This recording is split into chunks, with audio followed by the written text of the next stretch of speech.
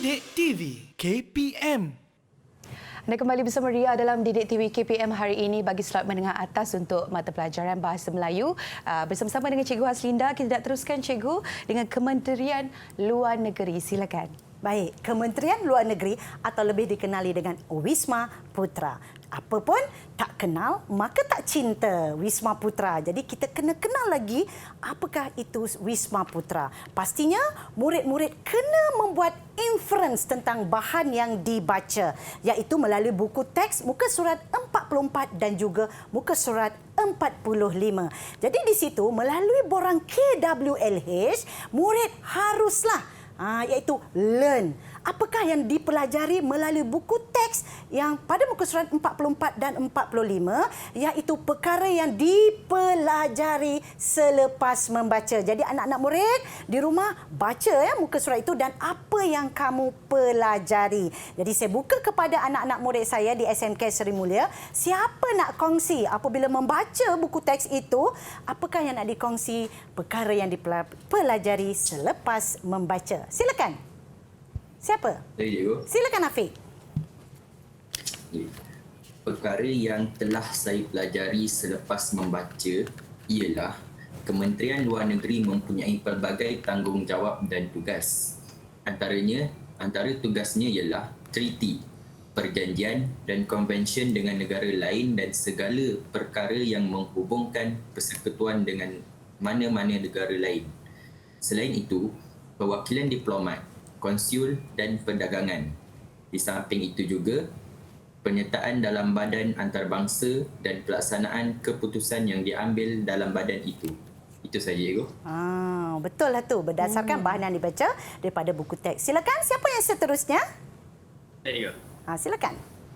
Selepas pembacaan saya sebentar tadi, perkara yang saya pelajari selepas pembacanya ialah aktiviti yang dijalankan antara negara di bawah seliaan Kementerian Luar Negeri. Sebagai contoh, baru-baru ini Yang Berhormat Datuk Kamaruddin Jaafar, Timbalan Menteri Luar Negeri akan mengadakan lawatan kerja ke Republik Uzbekistan dan Republik Kazakhstan. Beliau diiringi oleh pegawai-pegawai Kementerian Luar Negeri.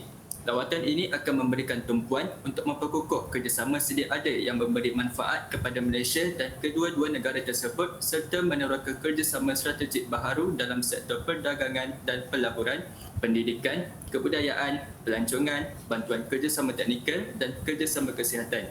Lawatan ini juga akan memberi peluang kepada Malaysia untuk bertukar-tukar pandangan mengenai isu serantau dan antarabangsa yang berkepentingan bersama. Itu saja, Cikgu. Okey, baik. Daripada bahan yang dibaca, tahniah Danish kerana banyak idea ataupun perkara yang dipelajari oleh Danish apabila Danish membaca bahan pada buku teks muka surat 44 dan juga 45. Seterusnya, siapa nak kongsi apa yang dipelajari selepas membaca bahan-bahan tersebut? Saya nak kongsi, Cikgu. Silakan Haris. Perkara yang saya pelajari selepas membaca ialah prinsip-prinsip dasar luar negeri, iaitu yang pertama, penyelesaian konflik melalui perundingan dan menolak pendekatan secara kekerasan dan paksaan. Yang kedua, mengamalkan pendekatan jalinan hubungan diplomatik dan kerjasama dengan negara-negara lain. Yang ketiga, mendukung prinsip hidup bersama secara aman dan harmoni serta berpegang pada prinsip menghormati kemerdekaan, kedaulatan serta keutuhan sesebuah wilayah melalui pendekatan tidak campur tangan dalam hal ehwal dan masalah dalam negara lain. Saya juga mempelajari bahawa Wisma Putra memudahkan kerja pemimpin dan rakyat Malaysia semasa berada di luar negeri. Itu sahaja, Cikgu.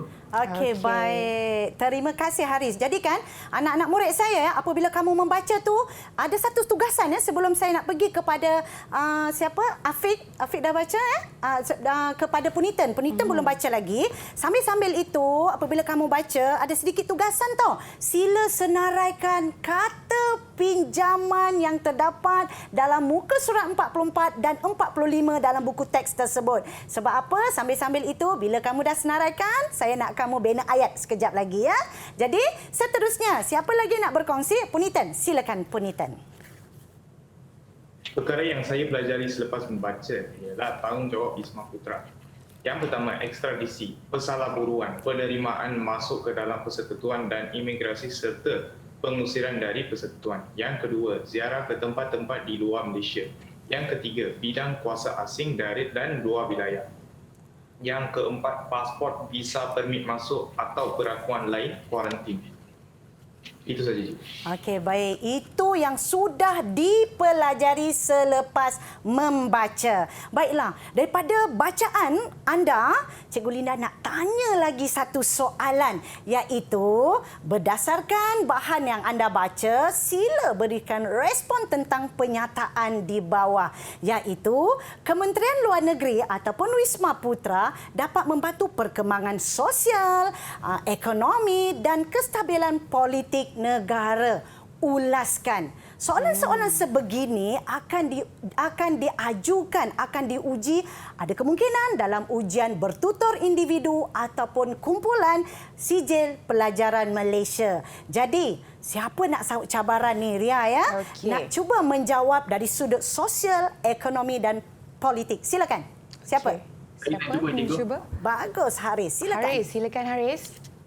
Kementerian Luar Negeri dapat membantu perkembangan ekonomi negara. Hal ini dibuktikan melalui pembacaan tadi, iaitu Yang Berhormat Datuk Kamaluddin Jaafar Luar Negeri mengadakan lawatan kerja ke Republik Uzbekistan dan Republik Kazakhstan. Lawatan ini akan memberi tumpuan untuk memperkukuh kerjasama sedia ada yang memberi manfaat kepada Malaysia dan kedua-dua negara tersebut serta meneroka kerjasama strategik baharu dalam sektor perdagangan dan pelaburan, pendidikan, kebudayaan, pelancongan, bantuan kerjasama teknikal dan kerjasama kesihatan. Selain itu, melalui pembacaan saya di laman sesawang Kementerian Luar Negeri, lawatan kerja rasmi Yang Amat Berhormat Datuk Seri Ismail Sabri Yaakob, Perdana Menteri Malaysia ke Jepun 23 hingga 28 Mei 2022. Jepun merupakan rakan dagang keempat terbesar Malaysia dengan jumlah dagangan bernilai 149 bilion ringgit. Sehingga 2021, Jepun adalah pelabur asing ketiga terbesar di Malaysia dalam sektor pembuatan bagi projek-projek yang dilaksanakan berjumlah 90.9 bilion ringgit. Oh, Itu sahaja. bagusnya Haris. Rajin buat pembacaan. Jadi untuk pengetahuan, anak-anak murid di luar sana, Kementerian Luar Negeri ini bertanggungjawab juga untuk menjana ekonomi negara, menarik pelabur-pelabur asing datang ke negara kita untuk melabur dan secara tidak langsung menjana, memberi perkembangan kepada ekonomi negara kita. Contohnya negara Jepun itu tadi. Baik, siapa pula yang ingin sahut cabaran? Kestabilan politik ataupun kestabilan untuk perkembangan sosial. Silakan. Siapa? Punitan, Cikgu. Punitan. Okey, Silakan, silakan Punitan. Punitan. Kementerian Luar Negeri dapat membantu dari segi sosial ialah melalui menjaga kebajikan rakyat Malaysia di luar negara. Melalui pembacaan saya di laman sesawang Kementerian Luar Negeri semasa pandemik COVID-19 melanda dunia, Kementerian Luar Negeri telah menguruskan rakyat Malaysia yang terkandas di negara asing. Sebagai contoh, rakyat Malaysia yang terkandas di India, sebanyak 2 penerbangan sewa khas Melindo Airlines yang membawa 344 orang rakyat Malaysia yang terkandas di Chennai telah tiba di lapangan terbang antarabangsa Kuala Lumpur. Kementerian Luar Negeri telah menyelaraskan usaha untuk membawa pulang baki rakyat Malaysia yang masih terkandas di India. Sebanyak 7 penerbangan sewaan khas Melindo telah tiba pada 3 hingga 5 April 2020. Itu saja. Okey, baik. Itu Punitan punya pembacaan, daripada pembacaan dan juga yang dilawati di laman sesawang Kementerian Luar Negeri. Bagus, Punitan. Iaitu dari segi kebajikan ataupun kebajikan dari sudut sosial, iaitu rakyat Malaysia yang mengalami masalah di luar negara, maka Kementerian Luar Negeri lah yang akan membantu kita semua. Baik. Jadi, seterusnya siapa nak ulas ni cerita pasal politik negara ni? Siapa pula kestabilan politik negara? Saya, Cepat saya, Cikgu. Silakan, Danish. Silakan. Kementerian Luar Negeri dapat membantu kestabilan politik negara. Hal ini kerana hubungan baik pemimpin dengan pemimpin negara lain amatlah penting bagi menjamin kestabilan politik negara. Sebagai contoh, prinsip dasar luar negeri ialah hidup bersama secara aman dan harmoni serta berpegang pada prinsip menghormati kemerdekaan, kedaulatan serta keutuhan sesebuah wilayah melalui pendekatan tidak campur tangan dalam hal ehwal dan masalah dalaman negara lain. Itu saja.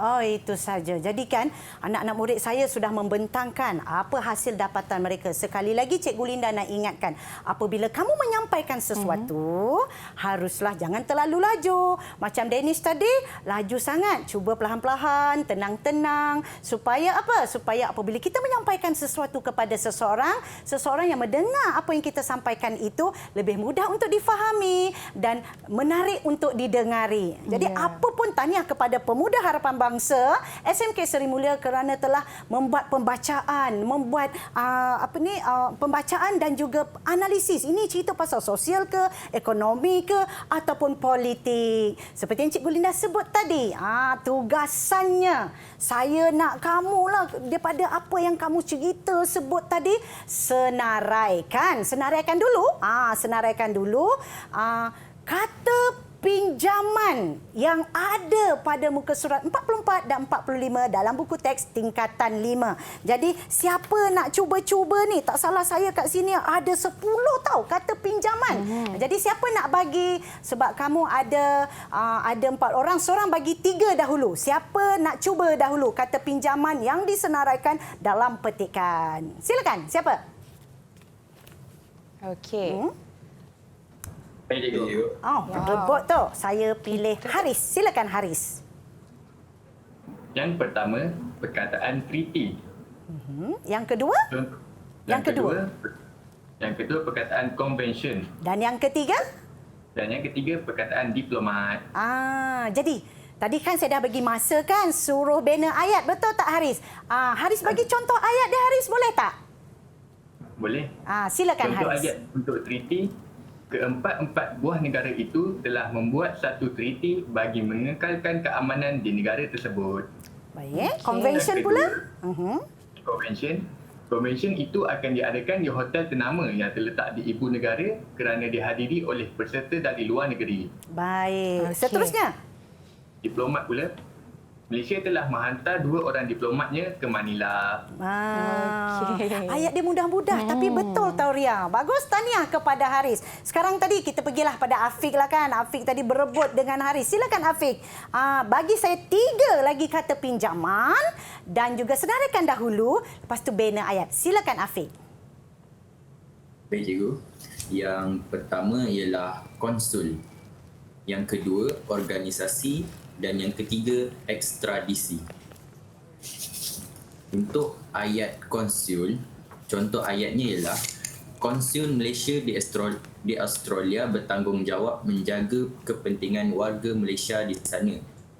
Organisasi pula, sesebuah organisasi haruslah menjaga kebajikan ahlinya supaya mereka boleh bekerja tanpa tekanan.